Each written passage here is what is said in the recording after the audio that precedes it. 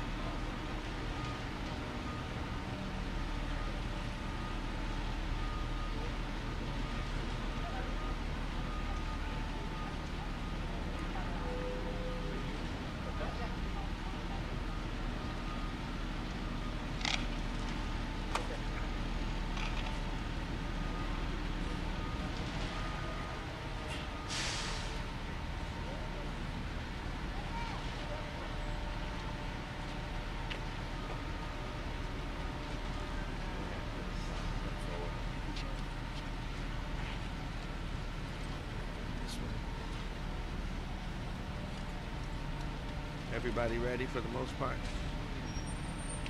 I want to thank you for coming out today. It's Reverend Jarrett Maupin. Unfortunately, attorney Benjamin Taylor has been delayed. He had a flat tire and has been a bit delayed. He may join us here in the next few minutes, but we're going to go ahead and get started.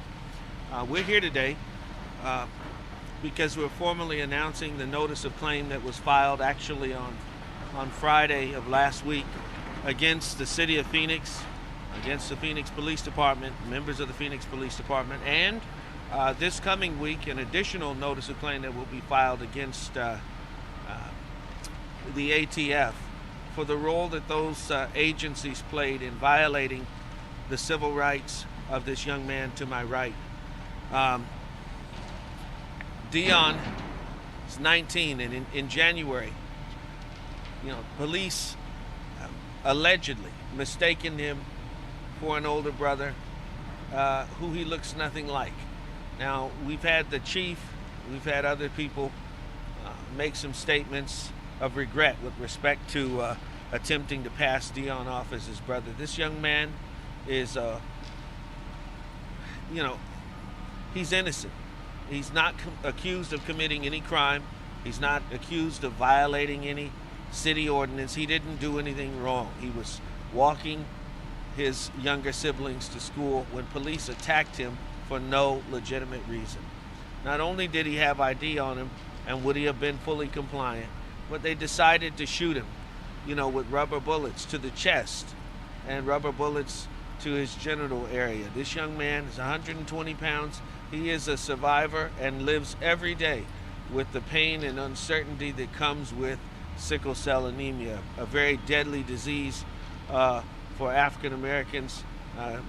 Some in my own family have suffered with it. It's extremely painful. The attack, the assault that the officers engaged in when they shot him with flash grenades and took him down to the ground like he was on somebody's most wanted list. It caused him to be in the hospital for nearly a month. It maybe exceeded a month. And even now, he potentially will have to have heart surgery to address what's going on with him. He was a patient at Phoenix Children's Hospital. The surgeons there, the heart specialists there, everybody there squarely lays the blame for Dion's medical condition on the Phoenix Police Department. He's not out of the woods yet. What they did to him, and we know he's strong and will pull through. I have all faith in God that he will preserve this young man. But the damage they did to him is going to cause him to have to go into major surgery with respect to his heart. So he's not even out of the woods yet. The police, they're just wrong in this situation. The officers who were involved, we demand that they be fired.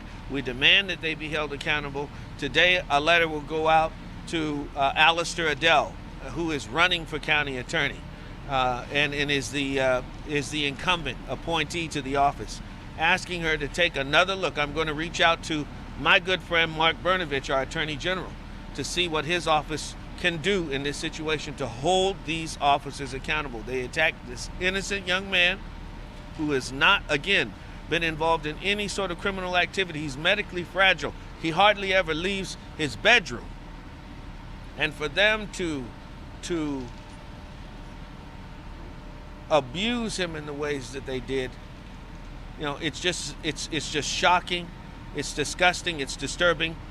We're also making a demand today, along with the $11.5 million demand, that the Phoenix Police Department release to the attorneys and to the family the police report.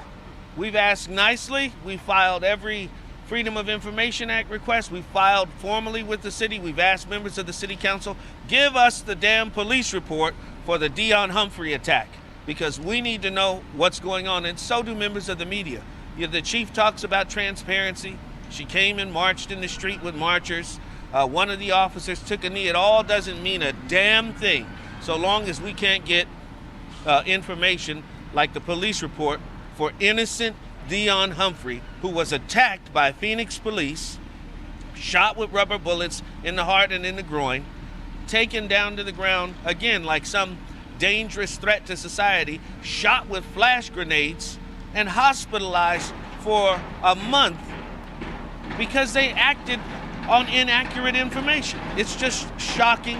Never seen anything like this happen to anybody who wasn't a person of color. And we are demanding justice, which is why this family has filed this $11.5 million notice of claim. We're going to hear from Dion and how he's feeling about this, but before we hear from him, we're going to hear from his father, because his father too is a part of that claim. And I just respect this family so much for wanting justice, not simply for being angry and outraged, which they're justified for being, but for demanding justice, because what happened to Dion is shameful, and the police department, there's no excuse for it. There's absolutely no excuse for what happened to him. We want the report. We want the body camera footage. We need the information so that the public can know what this police department is capable of, how they hurt this young man. Can we get your full name, sir? My name is William Humphrey. If you can get a little closer. The microphone's a little bit better. Thank you. My name is William Humphrey. I'm the father of Dion Humphrey. And I'd like to say that the police department are public servants. They're supposed to be in line with fire department and paramedics. They're not supposed to be out damaging and killing people. They're not. It's the opposite of what they're actually supposed to be doing. We, the citizens, we pay their pensions. We pay for everything for them. But they come out, and instead of protecting us, they destroy us. Dion is completely innocent. He's never hurt a fly. He may be the most innocent person that's been because of his condition, because he has sickle cell anemia. Bullies don't even bother with Dion. Everyone understands he's very fragile. Yet, when the police saw him walking down the street, for one reason or another, they treated him as if he was some type of a huge threat. They didn't give him any demands. They didn't say stop, freeze, we're the police. They simply threw flash grenades out of their vehicle. And then they shot him. They shot him in the heart, and they shot him near his genitals. And they were just trying to inflict pain. That was the purpose. They were trying to inflict pain. Now, I personally believe if he wasn't an African American, this would not have happened to him. When you see Dion walking down the street, he has a staggered walk because of his condition. They have to have seen that he is not a threat. Whatever they were trying to do, they were not looking for him. They've admitted to that. However, they questioned him when he was in critical condition. They did not give him any necessary medical attention that he was begging for. He was under the impression that he was going to die. He's told me that several times. He was under that impression because of his sickle cell. He was having a sickle cell crisis. They put him into a crisis. They shot him in his heart, and it caused his heart to be inflamed, and fluids built up in his heart. And Reverend Maupin is completely correct. The surgeon told us that after the fluids left his heart, that scar tissue now remains, and that needs to be removed. So they will be having open heart surgery, and this only happened because he was dropping his sisters off at school. He was walking his sisters to school. What nation is that okay, where my son can't drop his little sisters off at school? He's never been in trouble with anyone in his life. He hardly ever leaves the house. Friends may come by and they might go outside and play, but because of his condition, he stays home. He plays video games in the house. The only reason why he was outside of the house at all was a brief period to take his little sisters a couple of blocks around the corner. Let me also say this. When they shot him with the rubber bullets and the flash grenades and burnt him and damaged his body, not only did they not immediately take him to the hospital, where he was subsequently admitted in critical condition, But before he was able to get proper medical attention, they questioned him as a minor without the presence of his father or attorney, number one. And number two, they questioned him for between 4 and 6 hours. So he was in need. He was in need of emergency medical care, and they denied him that. And it's shameful. They violated every known policy and procedure for that scenario, and it's just a mystery to me how these officers haven't been held accountable by this chief who says she's a black mother of black sons. Well, here's a black son, and he's completely innocent and vulnerable. I mean, probably the most vulnerable kind of person we have in our community. You know, this is. He doesn't have tattoos. He weighs 120 pounds or less. He doesn't have dreadlocks. Never did have them. So he's not the person that they were looking for. Not even remotely close to being the person they're looking for. And for the police to say back when they did at the time that I guess all blacks look alike is their excuse for why Dion got attacked. I mean, that is so outmoded and so, it's just flat on its face. So we're demanding that the city release that report immediately so that we can, find out everything we need to find out about the people who were wrong in this instance, and that's all those officers who were involved. Why are they refusing to release the report? That's right. Not even the preliminary report. I mean, there's nothing. There's a file number, but they're not releasing anything. What are they hiding? What is it that they don't want us to know about what they did to Dion Humphrey? That's what we want to know from the chief and the mayor and everybody who allegedly cares about victims of police brutality and excessive force. What about this kid? Do we have to get him out of his recovery bed or away from the safety of his home? Does he really have to come all the way down to city council meeting tomorrow or the day after to demand that the facts of his case be released so he can have justice? I think it's a travesty and a miscarriage of justice, and until we have transparency, we've got a conflict on our hands, and it's not the only one. It's going to get worse for them this week, I promise you. So, Dion, you want to let them know how you feel? As I was walking to home from my school, I seen these two undercover cops coming at me, and there's one coming towards me, and there's one coming from the back of me. I heard a loud explosion, and then I started to take off. I started to run. As I turned around, I seen another cop who pulled out a gun and shot me in my chest with a rubber bullet. I then fell to the floor with my hand on my stomach, and started to feel like I was gonna die. And then I told the police if I can call my mom. I told them that I couldn't breathe, and I told them that I needed help. But then they told me that I had the right to remain silent.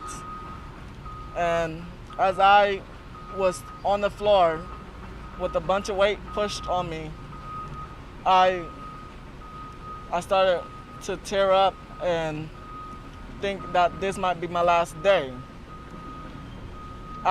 They lift me up and they took me to the police truck and they shut the door.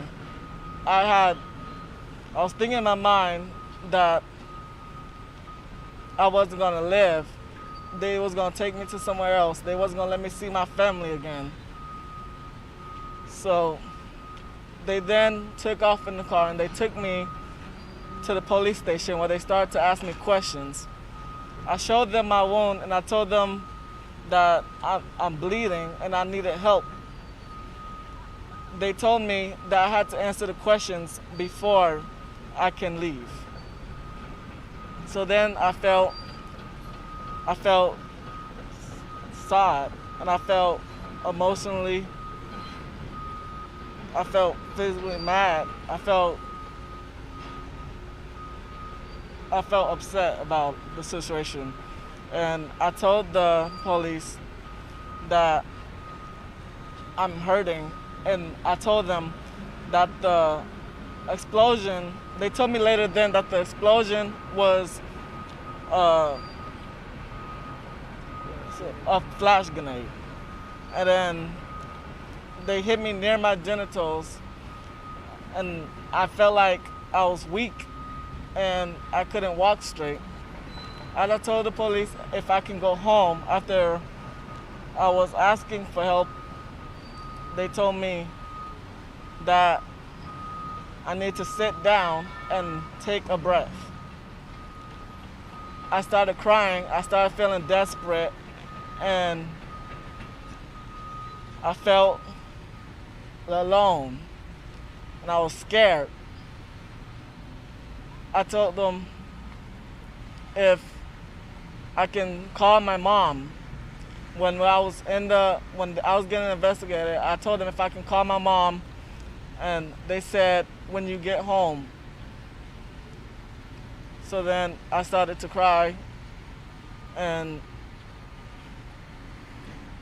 they came then and then grabbed me, and they said I'm able to go now. As I was walking slow, I told the police that my leg was hurting and I couldn't walk as fast. He started to shove me and said to go faster if I wanted to go home.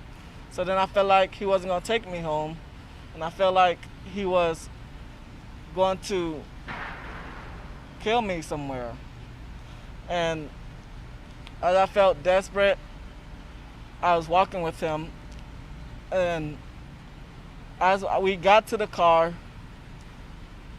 he opened the door for me, and then he was talking to me. He was telling me that if I wanted to go home,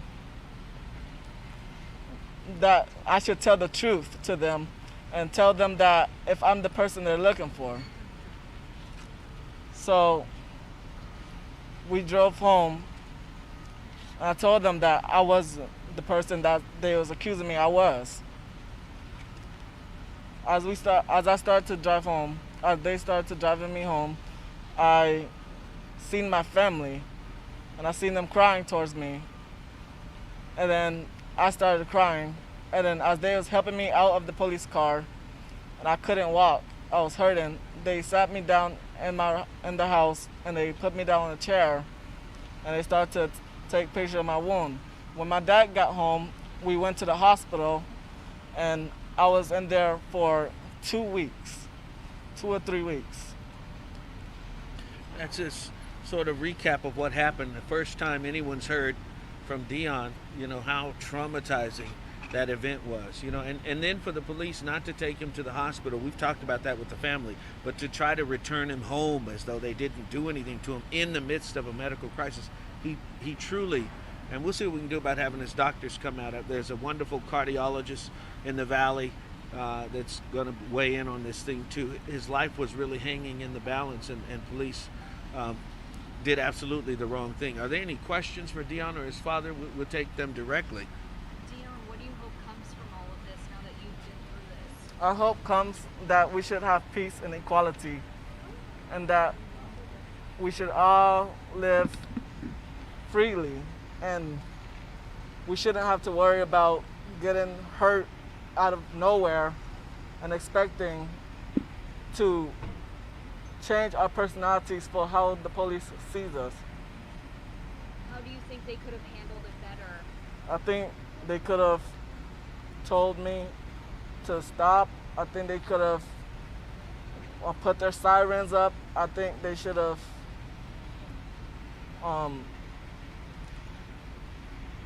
just waved at me instead of opening the door and shooting at me right when they saw me. What's it like to not know more information about why this happened to you, about the police report or even the officers' names? It feels like they're trying to hide, and it feels like I'm not gonna have peace, and it feels sad and depressing that sometimes. What's some of the last lasting damage that this has done? Do you have any, how are your injuries, and then also just how do you feel towards police now? Yeah, I feel towards the police that I'm not safe. Every single time I see them, my heart will start to race, and I will start to feel like I'm panicking. And it's hard for me to recover, and I need surgery immediately, and it's scary. Again, to reiterate, he has to have open heart surgery to repair scar tissue from having his heart shot at point blank range by a rubber bullet. That's, for a sickle cell patient, that's a worst case scenario. I mean, it's unthinkable what they did. Dion, just how are you feeling now physically? How I feel now? Mm-hmm. I feel like I'm opening up to the world and how I feel about the police, and I'm feeling release. But how are you feeling physically? You have more energy now, or I have injury. Every single time I fall asleep, I wake up with a panic, and my heart will hurt painfully. I'll have to take pain medicine to fall back to sleep. And my leg is still recovering. It hurts a little bit when I walk, but it doesn't bother me as much. and just to be clear, this is the first time that you publicly come out and told your story. Yes. Any more questions? Well, we sure thank you for coming out today. And please join us. We make the appeal to the media to join us in the request for the police report in this case. It's just a shame we don't have it yet. It's been 6 months. Dion is asking for support. We have a GoFundMe. So please reach out to us on the GoFundMe and show your support under Dion Humphrey. Thank you. Thank you.